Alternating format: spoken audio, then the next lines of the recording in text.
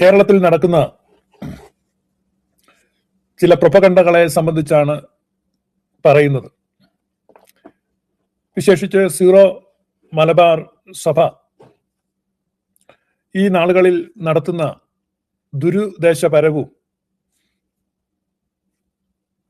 അങ്ങേയറ്റം ചരിത്രവിരുദ്ധവുമായ ചില പ്രചരണങ്ങൾ, അതിനെപ്പറ്റി ആണ് നമ്മൾ ചിന്തിക്കുന്നത്. സമീപ ദിവസങ്ങളിൽ മാധ്യമങ്ങളിൽ വന്ന വലിയൊരു വാർത്ത, സീറോ മലബാർ സഭ കേന്ദ്ര ഗവൺമെന്റിനെ സമീപിച്ച് അതിസൂക്ഷ്മ ന്യൂനപക്ഷ പദവിക്ക് വേണ്ടി അപേക്ഷ സമർപ്പിച്ചു എന്നുള്ളതാണ്. സീറോ മലബാർ സഭയ്ക്ക് ആ പദവി ലഭിക്കുവാൻ യാതൊരു അർഹതയുമില്ല, യോഗ്യതയുമില്ല. അങ്ങനെ ഒരു അപേക്ഷ കൊടുക്കാനുള്ള മാന്യതയും അവർക്കില്ല. അപ്പൊ അതിനുള്ള അർഹതയോ യോഗ്യതയോ മാന്യതയോ അവർക്കില്ലാതിരിക്കെ അവർ രാഷ്ട്രീയ സമ്മർദ്ദ തന്ത്രം ഉപയോഗിച്ചുകൊണ്ട് അത്തരത്തിലുള്ള ഒരു അപേക്ഷ കേന്ദ്ര ഗവൺമെന്റിന്റെ മുമ്പിൽ വെച്ചിരിക്കുകയാണ്. എന്തുകൊണ്ടാണ് അവർക്ക് അതിന് അർഹതയില്ലാത്തത്? എന്തുകൊണ്ടാണ് അവർക്ക് യോഗ്യതയില്ലാത്തത്? എന്തുകൊണ്ടാണ് ഇങ്ങനൊരു അപേക്ഷ കൊടുക്കുന്നത് അത്ര മാന്യതയല്ലാത്തത്?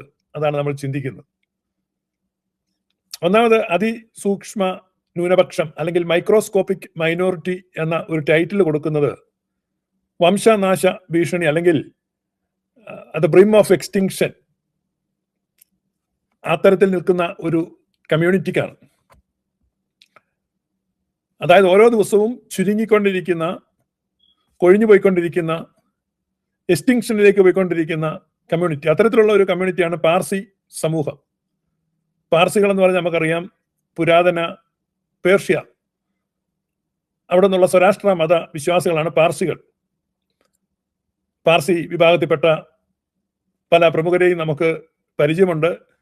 ഇന്ദിരാഗാന്ധിയുടെ ഭർത്താവായിരുന്ന ഫിറോസ് ഗാന്ധി ഒരു പാർസിയായിരുന്നു. അതുപോലെ ടാറ്റ, അതുപോലെ അനേക പ്രമുഖരായ ആളുകൾ ഈ പാർസി വിഭാഗത്തിലുണ്ടെങ്കിലും അവർ ഒരു മൈക്രോസ്കോപ്പിക് മൈനോറിറ്റിയാണ്.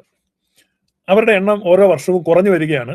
അതുകൊണ്ട് അവർ അതിവേഗം ഒരുപക്ഷെ ഇല്ലാതായി പോകാൻ സാധ്യതയുള്ളത് കൊണ്ട് അവർക്ക് എല്ലാത്തരം പരിരക്ഷണവും കൊടുക്കുവാൻ കേന്ദ്ര ഗവൺമെന്റ് ഏർപ്പെടുത്തിയാണ് മൈക്രോസ്കോപ്പിക് മൈനോറിറ്റി എന്ന പദവി. അതുപോലെ മൈക്രോസ്കോപ്പിക് മൈനോറിറ്റി പദവിക്ക് അർഹതയുള്ള ഒരു കമ്മ്യൂണിറ്റിയാണ് കേരളത്തിലെ ക്നാനായ സമുദായം. ക്നാനായ സമുദായം അവർ ക്ഷയിച്ചുകൊണ്ടും ക്ഷീണിച്ചുകൊണ്ടും ഇരിക്കുകയാണ്. പ്രത്യേകിച്ച് അവരുടെ ഇടയിൽ അവർ എൻഡോഗാമി പ്രാക്ടീസ് ചെയ്യുന്നത് കൊണ്ട് പുറത്തേക്ക് വിവാഹം ചെയ്തു പോകുന്നവർ ആ കമ്മ്യൂണിറ്റിയിൽ നിന്ന് പോകുന്നു. ജനന നിരക്ക് TFR റേറ്റിംഗ് അവർക്ക് കുറവായതുകൊണ്ടും അവരുടെ കമ്മ്യൂണിറ്റി ഷ്രിങ്ക് ചെയ്തുകൊണ്ടിരിക്കുകയാണ്. അപ്പോൾ പല കാരണങ്ങളാൽ അതിവേഗം ചുരുങ്ങിക്കൊണ്ടിരിക്കുന്ന ഒരു കമ്മ്യൂണിറ്റി. അതുതന്നെയല്ല, അവരുടെ ആകെ എണ്ണം 1,00,000 താഴെയുള്ളൂ. അതുകൊണ്ട് അവർ അതിസൂക്ഷ്മ ന്യൂനപക്ഷമാണ്. എന്നാൽ കേരളത്തിൽ ഞങ്ങൾ 55 ലക്ഷം പേരുണ്ടെന്നും ഞങ്ങൾ വലിയ വോട്ട് ബാങ്ക് ആണെന്നും പറഞ്ഞ് കേരള രാഷ്ട്രീയത്തിൽ സമ്മർദ്ദങ്ങൾ പ്രയോഗിക്കുകയും അവകാശവാദങ്ങൾ ഉന്നയിക്കുകയും വിലപേശൽ രാഷ്ട്രീയം നടപ്പിലാക്കുകയും ചെയ്യുന്ന സീറോ മലബാർ സഭയുടെ പ്രതിനിധികൾ അങ്ങ് ഇന്ദ്രപ്രസ്ഥത്തിൽ ചെല്ലുമ്പോൾ വളരെ പഞ്ചപാവങ്ങളായിട്ട് ഞങ്ങൾ മൈക്രോസ്കോപ്പിക് മൈനോറിറ്റിയാണ് എന്ന ന്യായം പറയുകയാണ്.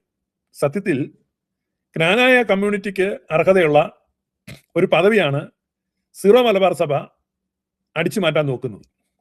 എന്തുകൊണ്ട് സീറോ മലബാർ സഭ മൈക്രോസ്കോപ്പിക് മൈനോറിറ്റി അല്ല എന്ന് ചോദിച്ചാൽ, സീറോ മലബാർ സഭ ഒരു എത്നിക് കമ്മ്യൂണിറ്റി അല്ല എന്നുള്ളതാണ്. കാരണം സീറോ മലബാർ സഭയിൽ ആർക്കും ചേരാം, എപ്പോഴും ചേരാം, എവിടെ വെച്ചും ചേരാം, എങ്ങനെയും ചേരാം. സീറോ മലബാർ സഭ സുറിയാനി സഭയാണെന്ന് ഈ അടുത്ത കാലത്തായിട്ട് അവർ പറയുന്നുണ്ട്.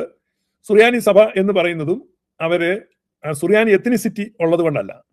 എന്നാൽ സുറിയാനി അവരുടെ ആരാധന ഭാഷ ആയതുകൊണ്ടാണോ എന്ന് ചോദിച്ചാൽ അതുമല്ല. കാരണം അവർക്ക് ഹിന്ദിയിൽ ആരാധനയുണ്ട്, കന്നഡയിൽ ആരാധനയുണ്ട്, തമിഴിലും തെലുങ്കിലും തുളുവിലും കൊങ്ങണിയിലും പഞ്ചാബിയിലും ഗുജറാത്തിയിലും മറാത്തിയിലും എന്ന് വേണ്ട അണ്ടകൊണ്ടനാടി എല്ലാ ഭാഷയിലും ആരാധിക്കുന്ന ഒരു കമ്മ്യൂണിറ്റിയാണ് സീറോ മലബാർ സഭ. സീറോ മലബാർ സഭയ്ക്ക് നോർത്ത് ഇന്ത്യയിലൊക്കെ പള്ളികളുണ്ട്. അവിടെ അവർ നിർബാധം കൺവേർഷൻ നടത്തുന്നുണ്ട്. അതിന്റെ അർത്ഥം ഓരോ ദിവസവും സീറോ മലബാർ കമ്മ്യൂണിറ്റിയിലേക്ക് ആളുകൾ കൂട്ടിച്ചേർക്കപ്പെടുന്നുണ്ട്. ഇപ്പൊ എന്നെ കേട്ടുകൊണ്ടിരിക്കുന്ന BJP-ക്കാര്, സംഘപരിവാറുകാർ ശ്രദ്ധിക്കണം. കാരണം കൺവേർഷനിലൂടെ അവർ ആഡ് ഓൺ ചെയ്യുന്നുണ്ട്. അതൊരു തെറ്റൊന്നുമല്ല. ഇന്ത്യയിൽ അതിനുള്ള അവകാശവും അധികാരവും അനുമതിയും ഒക്കെ അവർക്കുണ്ട്. അപ്പൊ അവർക്ക് ഇൻഫ്ലോ ഉള്ള ഒരു കമ്മ്യൂണിറ്റിയാണ്. അപ്പൊ ഇൻഫ്ലോ ഉള്ള ഒരു കമ്മ്യൂണിറ്റി ഒരിക്കലും എക്സിസ്റ്റൻഷ്യൽ ത്രെറ്റ് അവർ ഫേസ് ചെയ്യുന്നില്ല, നിലനിൽപ്പിന് ഭീഷണിയില്ല. അപ്പൊ അവരൊരിക്കലും മൈക്രോസ്കോപ്പിക് മൈനോറിറ്റി ആകുന്നില്ല, മറിച്ച് അവർ അതിവേഗം വളരുന്ന ഒരു വൈബ്രന്റ് കമ്മ്യൂണിറ്റിയാണ്. എല്ലാ അർത്ഥത്തിലും അവര് സംഘടനാ തരത്തിലാണെങ്കിലും പ്രവർത്തനങ്ങളിലും എല്ലാം മികവ് കാണിക്കുകയും മറ്റ് സ്ഥലങ്ങളിൽ കടന്നു കയറി അവർ പള്ളികൾ സ്ഥാപിക്കുകയും സ്ഥാപനങ്ങൾ ഉണ്ടാക്കുകയും ചെയ്തുകൊണ്ട് കൺവേർഷനിലൂടെ ഇപ്പൊ ഛത്തീസ്ഗഡിൽ സീറോ മലബാർ സഭയ്ക്ക് പ്രവർത്തനങ്ങളുണ്ട്. അപ്പൊ അങ്ങനെ അവരവിടെ പ്രവർത്തനങ്ങൾ നടത്തുന്നു. അപ്പൊ അതൊരിക്കലും അവര് വ്യാജം പറയുന്നതാണ്, ഞങ്ങളൊരു മൈക്രോസ്കോപ്പിക് മൈനോറിറ്റിയാണ്, ആ പദവിക്കൊരിക്കലും അവർക്ക് അർഹതയില്ല. കാരണം മിഷൻ പ്രവർത്തനങ്ങൾ അവർ നടത്തുന്നിടത്തോളം കാലം, അവർ കൺവേർഷൻസ് നടത്തുന്നിടത്തോളം കാലം അവരെങ്ങനെയാണ് മൈക്രോസ്കോപ്പിക് മൈനോറിറ്റിയാണ്. They are growing. പിന്നെ കേരളത്തിലെ യാക്കോബായ സഭയ്ക്ക് വേണമെങ്കിൽ മൈക്രോസ്കോപ്പിക് മൈനോറിറ്റി ആണെന്ന് പറയാം. പക്ഷേ യാക്കോബായ സഭയിലുള്ള സെയിന്റ് പോൾസ് എന്ന് പറയുന്ന ഒരു വിഭാഗം മറ്റ് സ്റ്റേറ്റുകളിലൊക്കെ കൺവേർഷൻ നടത്തുന്നുണ്ട്. അവിടെയൊക്കെ പള്ളികൾ വെക്കുകയും തദ്ദേശീയരായ ആളുകളെ യാക്കോബായക്കാരാക്കി മാറ്റുകയും ചെയ്തുകൊണ്ടിരിക്കുന്നുണ്ട്.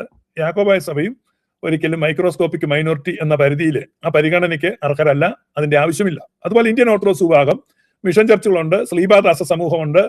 അതുപോലെ അവരും ധാരാളം മിഷൻ ചർച്ചുകളിലൂടെ, മാർത്തോമാ സഭയുടെ കാര്യം പറയുകയും വേണ്ട, ഒന്നുകിൽ മിഷൻ അല്ലെങ്കിൽ മരണം എന്നാണ് മാർത്തോമാ സഭ പറയുന്നത്. അപ്പൊ ഇവരൊക്കെ പോരാട്ട സഭകളാണ്. എന്താണ് മിലിറ്റന്റ് ചർച്ചസ് എന്നാണ് അതിനെ കത്തോലിക്ക എക്ലീസിയോളജിയിൽ വിശേഷിപ്പിക്കുന്നത്. സോ മിലിറ്റന്റ് ചർച്ച് എന്ന ലിസ്റ്റിൽ വരുന്ന സീറോ മലബാർ സഭ കത്തോലിക്ക സഭയുടെ എക്ലീസിയോളജിയെ തന്നെ പരിഹസിച്ചുകൊണ്ട് കേന്ദ്ര ഗവൺമെന്റിന്റെ ദയാദാക്ഷിണ്യ കടാക്ഷത്തിന് വേണ്ടി കടലാസ് സമർപ്പിച്ച് കാത്തിരിക്കുന്നു എന്നുള്ളത് അങ്ങേയറ്റം ലജ്ജാകരമാണ്. അത് കത്തോലിക്ക സഭയ്ക്ക് അപമാനകരമാണ്. കാത്തലിക് എക്ലീസിയോളജിയെ തന്നെ അവർ കളിയാക്കുന്നതാണ് എന്ന് മനസ്സിലാക്കുന്നത്. നിങ്ങൾ മിലിറ്റന്റ് ചർച്ചാണോ? അപ്പൊ നിങ്ങൾ നിർവചനം വേറൊന്ന് കൊടുക്കണം. വിക്ടോറിയസ് ചർച്ച്, മിലിറ്റന്റ് ചർച്ച് എന്നൊക്കെ പറഞ്ഞ് ഈ ക്ലാസിഫൈ ചെയ്ത് വെച്ചിട്ടുണ്ട്. അപ്പൊ നിങ്ങളുടെ ഇത് ബെഗിങ് ചർച്ച് എന്നൊരു ക്ലാസിഫിക്കേഷനിൽ പെടുത്തി സീറോ മലബാർ സഭ ഇന്നു മുതൽ ബെഗിങ് ചർച്ച് എന്ന ക്ലാസിഫിക്കേഷൻ നിങ്ങൾ റോമിലേക്ക് കത്തെഴുതണം. നമ്മുടെ എക്ലീസിയോളജിയിൽ ഒരു പുതിയ കാറ്റഗറി ചർച്ചിനെ ഉൾപ്പെടുത്തണം. ഞങ്ങളിപ്പോൾ പുതിയൊരു ചർച്ചാണ്, അത് ബെഗിങ് ചർച്ചാണ് എന്ന് പറയുന്നത്. അപ്പൊ ഈ ബെഗിങ് ചർച്ച് മാത്രമല്ല, ഇതൊരു ലൈങ് ചർച്ചും കൂടിയാണ്. ഇവർ നുണ പറയുന്നുണ്ട് ഒത്തിരി. ഇവരുടെ കുപ്പായധാരികളായ ആളുകളെ വ്യാപകമായി നുണപ്രചാരണം നടത്താൻ വേണ്ടി അഴിച്ചുവിട്ടിരിക്കുകയാണ്. അവര് വൻതോതിലാണ് നുണ പറഞ്ഞ് വരുത്തിക്കൊണ്ടിരിക്കുന്നത്. അവര് ഇപ്പോ ഈ പറഞ്ഞ സീറോ മലബാർ സഭയുടെ ഏറ്റവും പുതിയൊരു അവകാശവാദം അവര് സുറിയാനിക്കാരാണ് എന്നുള്ളതാണ്.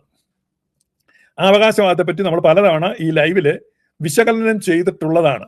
എങ്കിലും ഈ കഴിഞ്ഞ ദിവസം ഹ്യൂസ്റ്റണിൽ വന്ന് കേരളത്തിൽ നിന്ന് വന്ന ഒരു കുപ്പായധാരി വളരെ വികലമായി ചരിത്രത്തെ അവതരിപ്പിക്കുകയും ഈ കനാനായ കമ്മ്യൂണിറ്റിയുടെ കേരളത്തിലോട്ടുള്ള ആഗമനത്തെ കുറിച്ച് പറയുമ്പോൾ ക്നായ് തോമ പേർഷ്യയിൽ നിന്ന് വന്നു എന്നും പിന്നെ ഇറാഖിൽ നിന്ന് വന്നു എന്നും ഒക്കെ അദ്ദേഹം പറയുന്നുണ്ട്.